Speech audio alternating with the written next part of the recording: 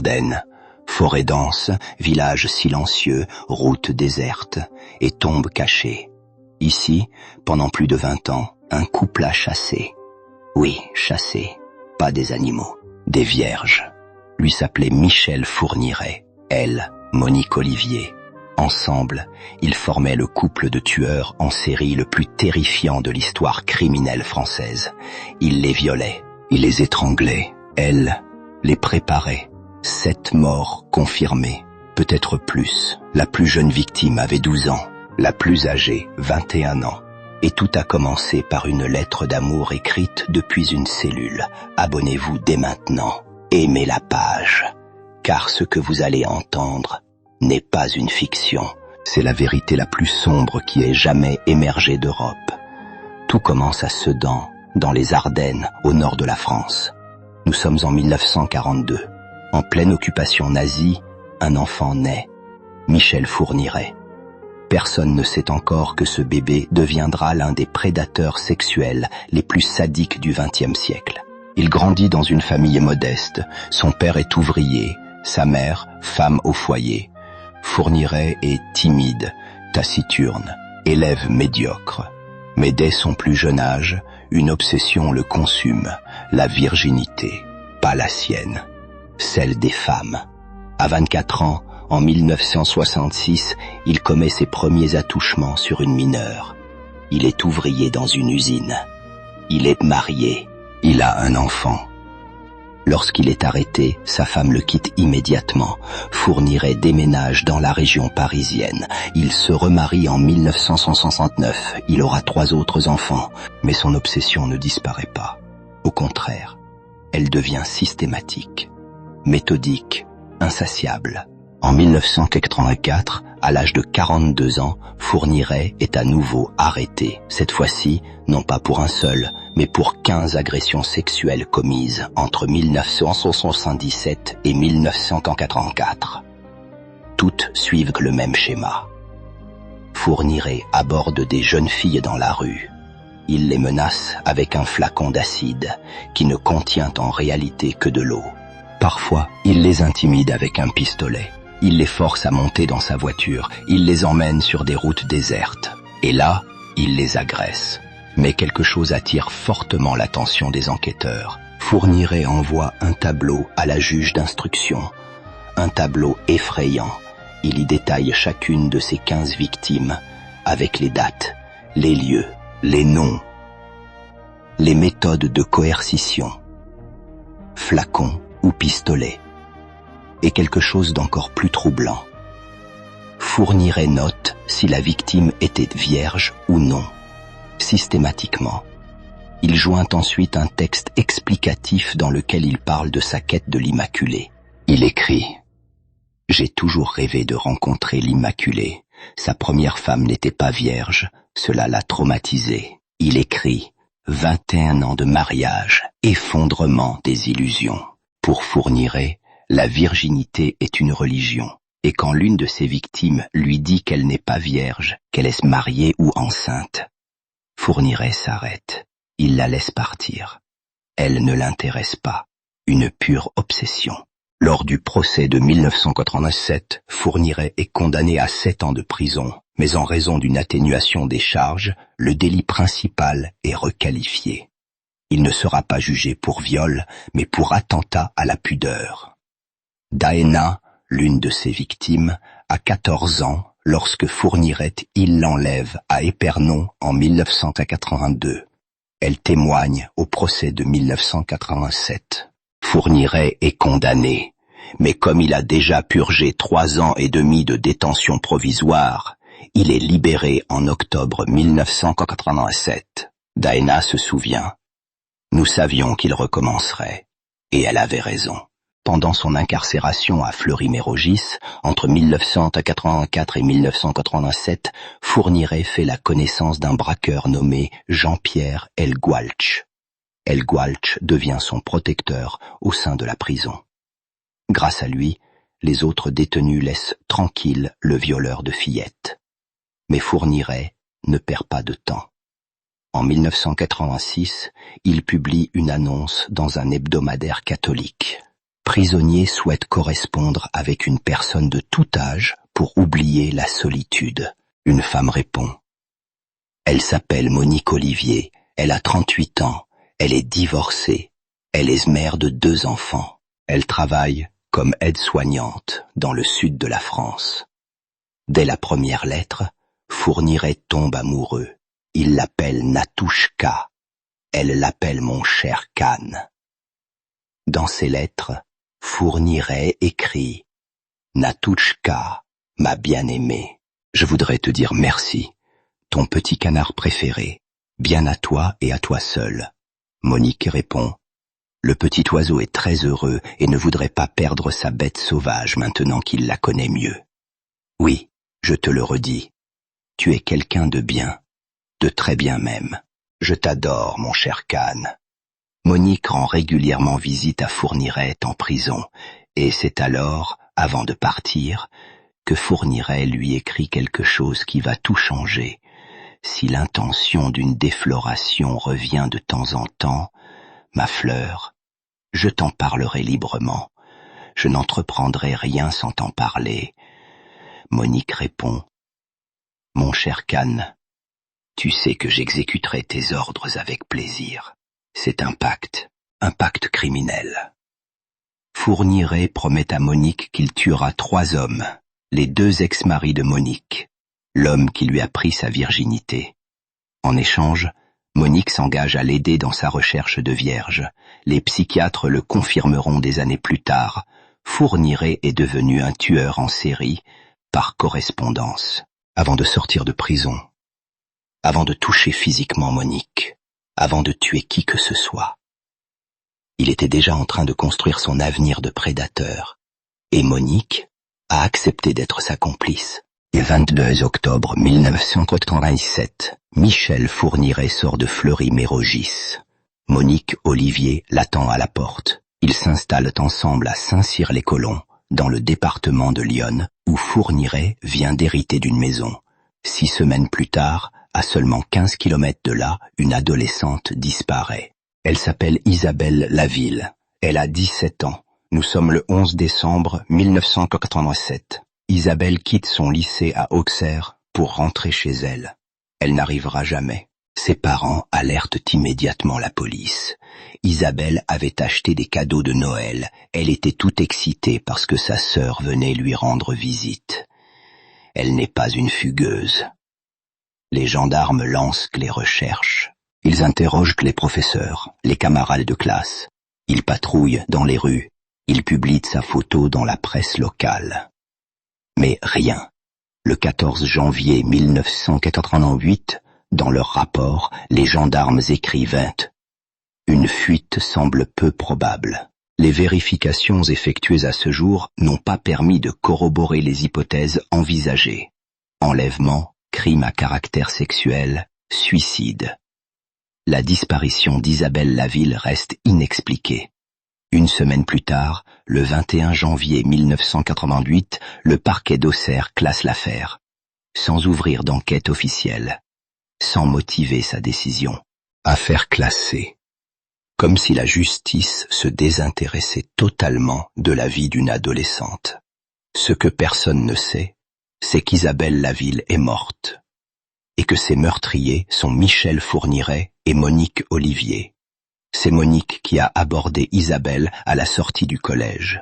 Elle lui a dit qu'elle était perdue. Elle lui a demandé de l'aide. Isabelle, confiante, est montée dans la voiture. Quelques mètres plus loin, Monique s'est arrêtée. Fourniret, déguisé en autostoppeur, est monté dans le véhicule. Le piège s'est refermé.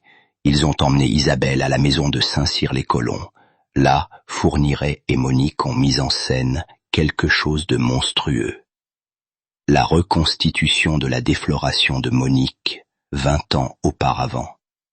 Car Isabelle avait été choisie pour sa ressemblance physique avec Monique dans sa jeunesse. Fourniret l'a violée. Puis, il l'a étranglée. Et ensemble, ils ont enterré son corps dans un ancien puits près d'un transformateur électrique dans le village de Bussienne-Haute. Personne n'a recherché Fourniret. Personne n'a fait le lien et le couple a continué. Mais comment Fourniret a-t-il financé ces crimes? C'est là qu'intervient Jean-Pierre Elgoualch, son ancien protecteur en prison. Elgoualch était un braqueur. Et il avait un secret.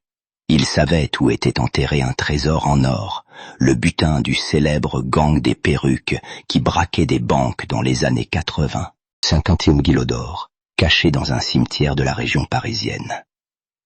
Elgoualch, confiant, proposa un marché à Fourniret. « Aide-moi à le déterrer avec ma femme Farida. En échange, je te donnerai 500 000 francs. » Fourniret accepta. Une nuit, Fourniret et Farida amiches déterrèrent le trésor dans le petit cimetière de Fontenay-en-Parisis, dans le Val d'Oise. Ils le cachèrent dans l'appartement de Farida, dans le Val-de-Marne. 15 jours plus tard, Fourniret donna rendez-vous à Farida. Il l'assassina. Il récupéra tout l'or, et avec cet argent, il acheta un château. Le château de Sautoux, à Donchéry, dans les Ardennes. Une propriété isolée de 13 hectares, parfaite pour cacher des corps. Pendant ce temps, Monique tomba enceinte. En 1949, Sélim, son 3e enfant et le 5e de Fourniret, naquit. Et cette même année, ils ont de nouveau chassé. 20 décembre 1949. Jeanne-Marie Desrameaux, 20 ans, disparaît à la gare de Charleville-Mézières. Fourniret et Monique l'ont kidnappée. Ils l'ont emmenée au château de Sautoux. Là, ils l'ont enfermée. Ils la torturent pendant des heures. Puis Fourniret la viole et l'étrangle. Ils enterrent son corps dans l'allée du château, à près de 3 mètres de profondeur. Ils lui couvrent la tête d'un sac en plastique. Ils lui collent du ruban adhésif sur le nez et la bouche. Jeanne-Marie meurt asphyxiée. 4 jours plus tard, le 24 décembre 1989, le couple a de nouveau frappé. Cette fois-ci à Namur, en Belgique. La victime, Élisabeth Brichet, 12 ans, la plus jeune de toutes. Élisabeth Brichet sortait de l'école lorsque Monique Olivier l'a abordée. Monique était en voiture. Elle avait son bébé, Sélim, sur le siège arrière. Elle a dit à Élisabeth qu'elle était perdue. La fillette, rassurée de voir une mère avec son bébé, est montée dans le véhicule. Fourniret était caché. Quand Élisabeth est montée, le piège s'est refermé. Ils l'ont emmenée chez eux, à Floing, près du château. Là, ils l'ont enfermée dans une chambre. Élisabeth a supplié toute la nuit. Elle a crié « Madame, Madame, aidez-moi, s'il vous plaît ». Monique était dans la pièce voisine, avec son bébé. Elle ne fit rien. Le lendemain matin, Monique lava Élisabeth. La jeune fille avait ses règles. Monique la nettoya comme si elle était un objet.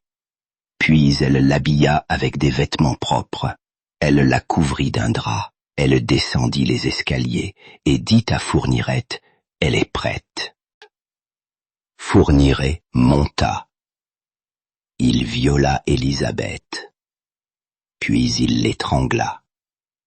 Son petit corps fut enterré derrière le pavillon de chasse du château de Sautoux. À près de 3 mètres de profondeur, pendant 15 ans, personne ne sut où elle se trouvait. Le couple ne s'arrêta pas là. Au cours des années suivantes, Fourniret et Monique continuèrent à chasser. Installés désormais à Floing, dans les Ardennes, ils menaient une vie apparemment normale. Fourniret faisait des petits boulots. Monique s'occupait de Sélim. Les voisins les trouvaient étranges, distants, mais rien de plus. Un voisin se souvient, c'était un couple bizarre. Ils ressemblaient plus à des frères et sœurs qu'à des époux. Ils ne parlaient pratiquement pas. Ils ne souriaient pas. C'était comme s'ils ne vivaient pas. En 1989, les Fourniret annoncent à leurs voisins qu'ils vont se marier. La cérémonie est austère, il n'y a presque pas d'invités. Un voisin demande « Tu n'as pas de frère? Tu n'as pas de sœur ?» Fourniret répond sèchement « Non, c'est comme ça. » Et il met fin à la conversation. Peu après, la famille Fourniret emménage au château de Sautou, acheté en espèces, sans crédit, sans explication. Les voisins se demandent comment un homme qui travaille à peine peut-il acheter un château, mais personne ne cherche à en savoir plus. En 1990, la section antiterroriste de Paris et la police judiciaire de Reims commencent à s'intéresser à Fourniret, pas pour les meurtres, pour le terrorisme. Comment est-ce possible ? Parce que pendant son séjour en prison, Fourniret a partagé une cellule avec Jean-Pierre El Goualkesh, qui avait des liens présumés avec Action Directe, un groupe terroriste français d'extrême gauche. Les autorités soupçonnent que le château pourrait être un repère pour des terroristes. Elles mettent en place une surveillance discrète. En 1990, elles ordonnent une perquisition. Elles fouillent le château. Elles ne trouvent ni armes, ni explosifs, ni faux papiers. Mais dans le pavillon de chasse, elles découvrent des documents bancaires. Il y a d'importants mouvements d'argent, des actions, des obligations. Fourniret a beaucoup d'argent, et on ne sait pas d'où il vient, mais comme il ne trouve rien en lien avec le terrorisme, il classe l'enquête. Fourniret doit payer un redressement fiscal de 43 000 €, rien de plus. En 1992, la famille Fourniret quitte le château brutalement. Ils s'installent en Belgique, dans le village de Sarthe-Custine. Pourquoi la Belgique ? Parce que Fourniret sent que la police française commence à poser des questions. Et en Belgique, personne ne le connaît. Là-bas, il peut repartir de zéro. Les années passent. Fourniret continue de chasser, mais désormais seul. Monique ne participe plus directement aux enlèvements. Elle s'occupe de Sélim. Elle reste en retrait. Mais elle demeure complice. Elle sait. Elle se tait. Elle couvre. En mai 2000, à Charleville-Mézières, Céline Saison, 18 ans, disparaît. Elle sortait de son lycée après une épreuve de philosophie. Son père l'avait déposée en voiture. Elle devait finir à 18 heures. Quand elle n'est pas rentrée à 19 heures, la famille s'alarme.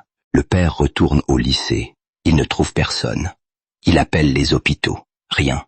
À 22 heures, ils se rendent au commissariat central de Charleville-Mézières, et le policier leur répond « Vous savez, elle est majeure. Elle a le droit de disparaître. Attendez 48 heures. » Ils attendent 48 heures, puis ils déclarent officiellement la disparition. 3 mois plus tard, le corps de Céline est retrouvé dans un bois en Belgique. Elle a été étranglée. Son père, Jean-Pierre Saison, se souviendra. Dès le début, je savais qu'elle était morte, mais j'espérais me tromper. L'enquête n'avance pas. Aucun témoin, aucune piste. Le dossier reste ouvert, mais sans réponse. Le 5 mai 2001, à Sedang, Manania Tompong Claisance disparaît. Une jeune Thaïlandaise qui vit avec sa mère et sa sœur depuis quelques années. Manania passe l'après-midi à la médiathèque, à faire ses devoirs. Elle doit rentrer à la maison à 16h30, mais elle n'arrive pas. Sa mère sort immédiatement pour la chercher. Elle va à la médiathèque. On lui dit que Manania est partie à 16h30. Elle alerte la police sur le champ. La disparition de cette adolescente de 13 ans est prise au sérieux immédiatement. Manania n'a pas le profil d'une fugueuse. C'est une enfant parfaitement intégrée. Bonne élève, sans problèmes familiaux. Des affiches de recherche sont placardées dans toute la ville. On drague la Meuse, on ratisse les bois, mais aucune trace. Les mois passent. Jusqu'au 1er mars 2002, 10 mois après la disparition de Manania. Ce jour-là, la police de Reims reçoit un appel de ses collègues belges. Un promeneur a trouvé un crâne dans la forêt de Neufchâteau, en Belgique, à environ 25 km de Sedan.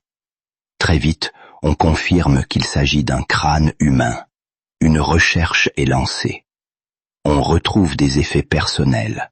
Une montre très particulière, offerte par sa sœur pour son anniversaire.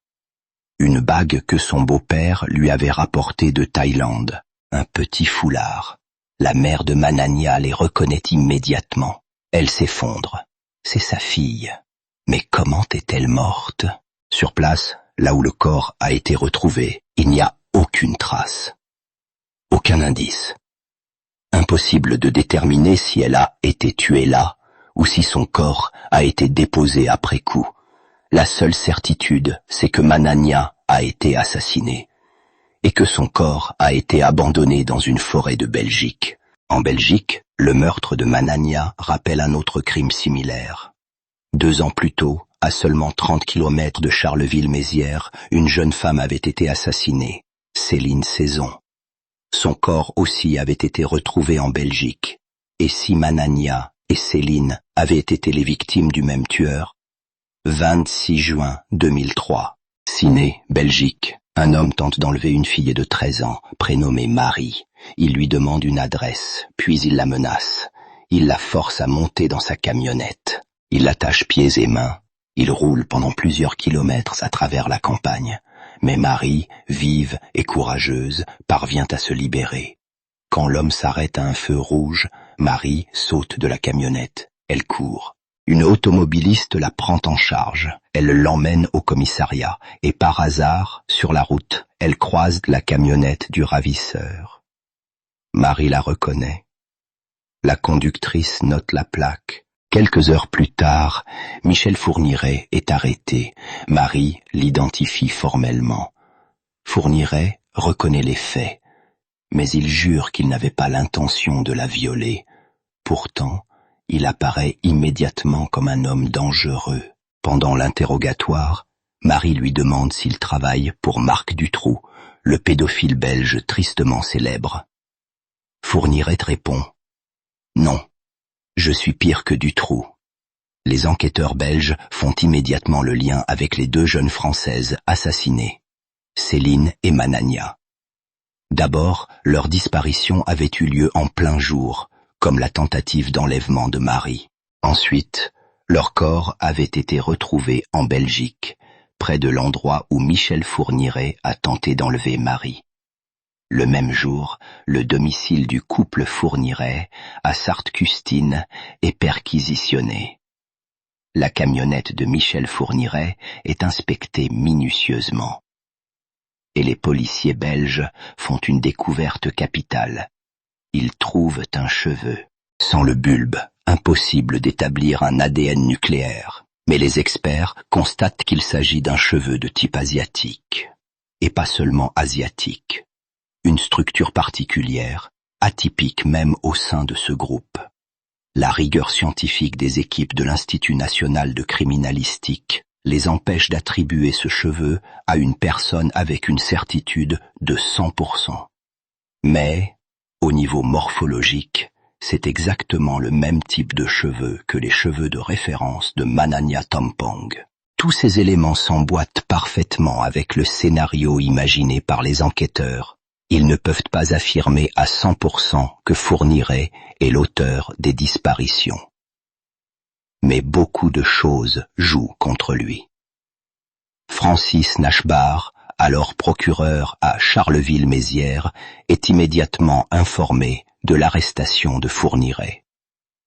Depuis sa prise de fonction en janvier 2003, 6 mois plus tôt, Nachbar a été alerté sur l'importance de 2 dossiers criminels en cours, l'assassinat de Céline Saison et celui de Manania Tompong. Quand Fourniret est arrêté en Belgique, Nachbar demande immédiatement son dossier.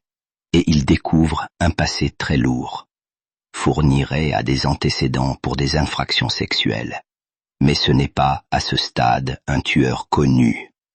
C'est un prédateur sexuel classique. Du moins, c'est ce qu'il croyait. Les policiers commencent alors à mettre la pression sur le couple. Surtout sur Monique Olivier. Parce qu'ils sont convaincus que l'un et l'autre sont impliqués dans les meurtres de Céline et de Manania. Ils décident de ne pas les lâcher. Ils les convoquent le plus souvent possible. Ils les font parler de tout et de rien, avec une idée en tête. Quand on ment, quand on parle beaucoup, on finit par se contredire. Les policiers se concentrent particulièrement sur Monique Olivier. Ils se disent que, dans cette chaîne, le maillon faible, c'est probablement elle. Lui, il ferme les yeux. Il attend de longues secondes avant de répondre. Elle ne ferme pas les yeux. Elle se penche en avant, les cheveux tombent sur le visage. La main tremble. Ce n'est pas un comportement normal. Mais Monique Olivier se tait. Les policiers tentent 1000 méthodes. Détecteurs de mensonges, hypnose, convocation sous des prétextes variés. En vain, elle ne lâche rien. Alors, les policiers franchissent une étape de plus. Ils installent des micros dans les parloirs intimes de la prison de Dinan, ce que les Belges appellent les VHS, des visites hors surveillance. Monique Olivier rend régulièrement visite à Michel Fourniret, alors détenu. Et ses écoutes leur apprennent énormément. Ils comprennent très vite qu'il y a une autre Monique Olivier quand elle parle à son mari, différente de celle qu'ils ont en face d'eux. Avec eux, elle parle d'une voix douce, enveloppante, tremblante. Mais avec son mari, elle est directe, nette, claire. Ils se rendent compte qu'ils mettent au point de véritables stratégies de défense. Si on nous interroge sur tel sujet, il faut répondre ceci. Moi, je vais dire cela. Ils voient une complicité évidente entre eux. Et à un moment, lors de cette première VHS, elle évoque le fait qu'elle pourrait, elle aussi, se retrouver en prison. Évidemment, ça les intéresse, mais ils ne peuvent pas aller plus loin, ils ne peuvent pas reprendre ce point frontalement. Pour eux, c'est une confirmation de plus. Les mois passent. Fourniret et Monique Olivier sont interrogés des dizaines de fois. Au total, il y aura 230 auditions pour les deux, mais ils ne parlent toujours pas. Jusqu'au 22 juin 2004. Ce jour-là, Monique Olivier est convoquée, encore une fois, au commissariat. Sur le bureau du commissaire Fagnart, il y a un journal. En une. La condamnation de l'épouse du pédophile belge Marc Dutroux à 30 ans de réclusion criminelle. Et peut-être que quelque chose bascule ce jour-là. Monique est entendue toute la matinée. Et en fin de matinée, elle finit par lâcher. Il parlait de saison et de tampons. Puis elle ajoute « Mais je ne sais pas grand-chose. Les enquêteurs se contiennent, ne montrent rien, ils n'insistent pas, ils la laissent raconter ce qu'elle veut, sans la brusquer, sans risquer qu'elle se referme. Ils la laissent parler. » À ce moment-là, ils l'orientent à peine, très doucement, sur la question des cheveux. Et là, elle désigne son mari. Il a enlevé et tué Céline Saison. Puis elle donne des détails que seule une personne directement impliquée peut connaître. Elle parle du cartable de Céline Saison, en disant qu'il y avait notamment un bon de photos d'un voyage scolaire à New York. Cette fois, c'est une percée majeure. Ils ont des éléments presque matériels. Elle décrit le contenu du sac de Céline Saison. Monique Olivier explique qu'elle n'avait pas parlé plus tôt parce qu'elle avait peur d'être considérée comme complice de Fourniret. Les enquêteurs de la PG de Reims sont avertis immédiatement. Les policiers français et belges se préparent à une très longue nuit, et ils sont loin d'être au bout de leur surprise. Ce sont 4 enquêteurs, français et belges, qui l'entendent, et elle va d'abord nier avoir tenu ses propos. Ça va durer 30 secondes, puis elle va s'expliquer. Et en une trentaine de minutes, elle va impliquer Fourniret dans 6 meurtres. Ils vont rester sidérés, parce qu'ils ne s'attendaient pas à ça. Bien sûr, ils se disaient « Manania », ils avaient toutes les raisons d'y croire, mais elle va leur parler d'Isabelle Laville, à Auxerre. Isabelle Laville, l'adolescente de 17 ans dont la disparition, en 1987, avait bouleversé tout Auxerre et le club de l'AG Auxerre, avant que le dossier ne soit classé au bout de 6 semaines par le procureur de la République. Puis elle cite aussi Elisabeth Brichet. Elisabeth Brichet, c'est une surprise totale. Cet enfant de 12 ans a disparu à Namur en 1949. Depuis, les policiers n'avaient aucune piste. On avait même envisagé qu'elle ait été victime de Marc Dutroux. Son nom avait été associé à la Grande Marche Blanche de 1996 à Bruxelles. Monique Olivier cite aussi le nom de Jeanne-Marie Desrameaux, une jeune femme de 20 ans disparue elle aussi en 1989 à la gare de Charleville-Mézières, et puis celui d'une certaine Farida. Et elle ne s'arrête pas là. Et en une dizaine de minutes, elle donne encore 3 meurtres supplémentaires dans lesquels Fourniret est impliqué. Là, ils commencent vraiment à se demander où ils mettent les pieds, tellement ça paraît énorme. Elle leur parle de Natacha Daney, de Fabienne Leroy, et Monique Olivier évoque aussi une mystérieuse nourrice qui aurait gardé Sélim et dont elle dresse un portrait robot. À ce stade, c'est presque automatique de se demander si elle n'invente pas, tant ça devient colossal. 9 meurtres à ce moment-là. Le lendemain, Fourniret est extrait de sa prison et placé de nouveau en garde à vue. Il nie tout. Mais quand on lui met sous les yeux les déclarations de Monique Olivier, d'une précision et d'un niveau de détail troublant, il s'effondre. Il avoue. Il reconnaît 8 meurtres. 3 juillet 2004. 2 jours après ses aveux, Michel Fourniret est remis aux autorités françaises pour les aider à retrouver, sur la propriété de Sautou, les corps de Jeanne-Marie Desrameaux et d'Elisabeth Brichet, disparus 15 ans plus tôt. Le château est encerclé par des gendarmes qui maintiennent la presse à distance, parce que des journalistes du monde entier ont fait le déplacement. Certaines chaînes de télévision ont même loué des hélicoptères. Fourniret annonce aux magistrats qu'il est prêt à collaborer. En clair, qu'il est prêt à les guider sur ces 13 hectares de bois. Il donne des indications quasi millimétrées, parce qu'il a une vocation d'architecte. Il fait des croquis, des plans, des coupes, etc. Et il dit, c'est là, à 20 cm de ça. À ce niveau-là, on se dit une chose, soit il est d'une précision telle que c'est vrai, soit c'est un mensonge. Mais notez, Michel Fourniret indique aux policiers l'endroit où il aurait enterré les corps. Les fouilles commencent selon les indications de Michel Fourniret, qui pour l'instant coopère. Il y aura probablement au moins 2 zones à creuser. Fourniret affirme qu'il a enterré Jeanne-Marie dans l'allée du château et Elisabeth derrière le pavillon de chasse. Mais après plus de 8 heures de fouilles, ils n'ont toujours rien trouvé. On creuse, et ça dure une bonne partie de la journée. Le trou devient immense, et toujours rien. On se rappelle alors cette phrase, on lui dit « Mais, monsieur Fourniret, on a creusé, vous nous avez indiqué l'endroit, on ne trouve pas. » Et lui répond « Vous devriez mieux chercher. » À ce moment-là, ça donne envie d'exploser. Après 8 heures de terrassement, Michel Fourniret joue avec les nerfs des magistrats. Et à un moment, il se disait « Il se moque de nous. Elle n'est pas là. Elle n'est pas à l'endroit qu'il a indiqué. Il s'apprête à le ramener en Belgique pour reprendre des auditions beaucoup plus précises. Et là, il insiste. Non, non. Écoutez, je vous assure qu'elle est là. Je vous le garantis. Creusez-la. Il est au bord du trou, juste à côté des gendarmes. Il pointe encore. Essayez-la. Encore là.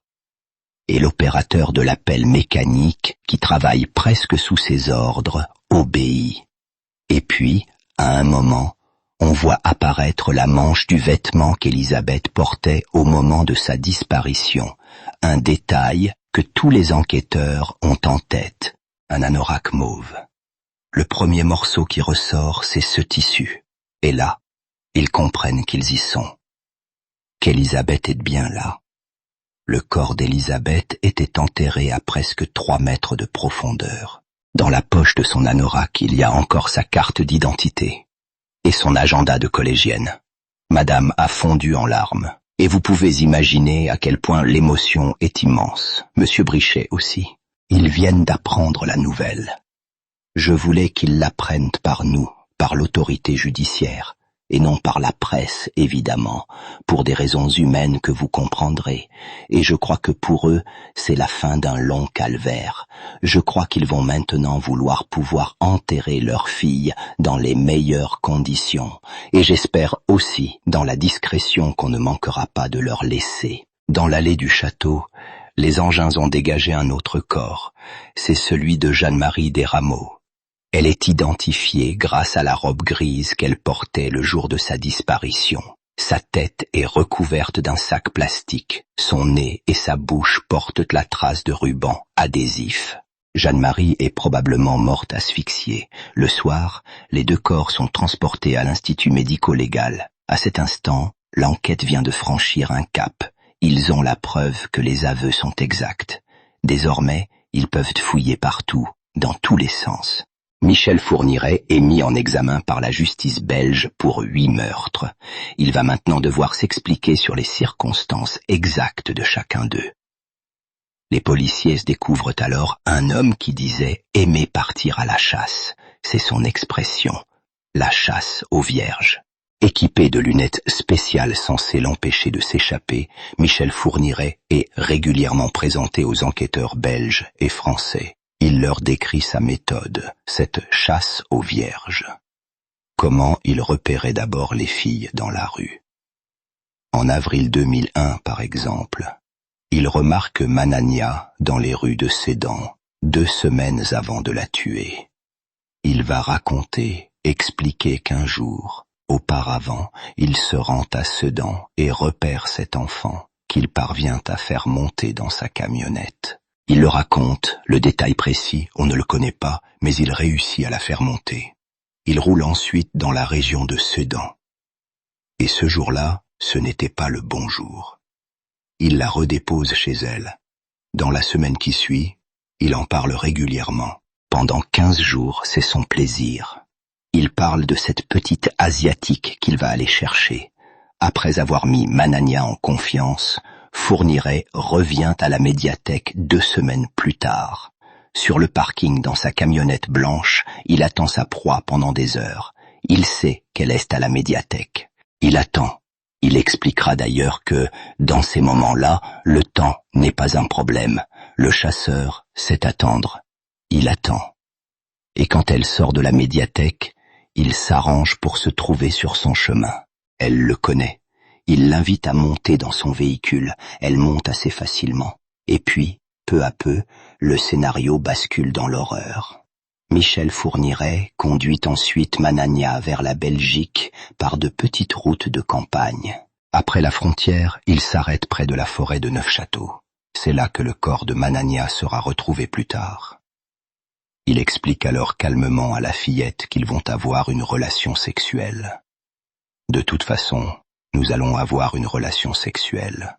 Si tu me demandes de te faire l'amour, ce ne sera pas un viol. Je ne prendrai donc aucun risque. Je pourrai alors te libérer. Tu devrais donc me demander de te faire l'amour.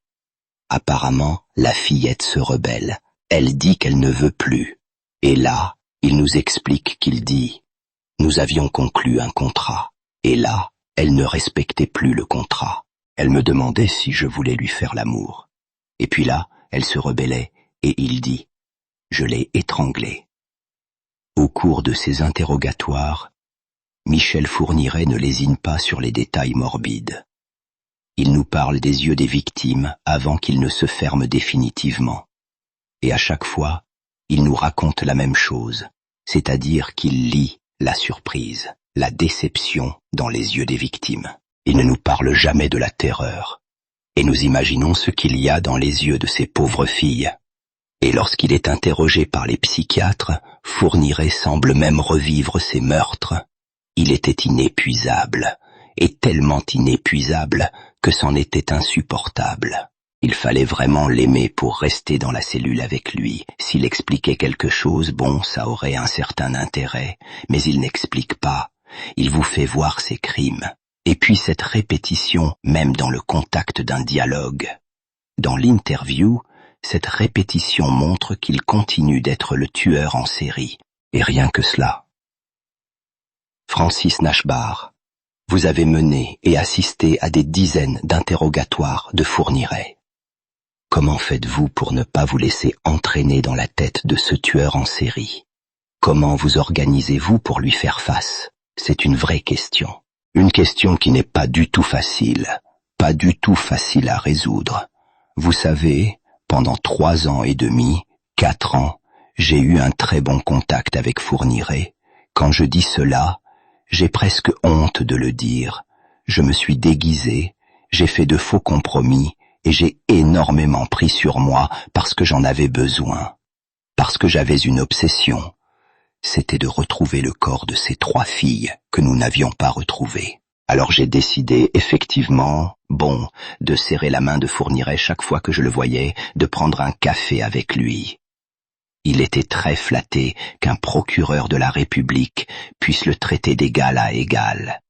Et j'ai pris énormément sur moi. Et il y a une phrase qui m'a marqué, qui continue de me marquer, de Fourniret. Il m'a dit: « Vous savez, monsieur le procureur, dans ce procès, il parlait de son procès, de lui, à venir. Personne n'en sortira indemne. Personne, pas même vous, monsieur le procureur de la République. » Et c'est tout à fait vrai, car il y a une telle perversité et une telle finesse dans la perversité, dans la manipulation, que c'en est extrêmement pénible. Les enquêteurs s'interrogent également sur le rôle exact de l'épouse du tueur en série.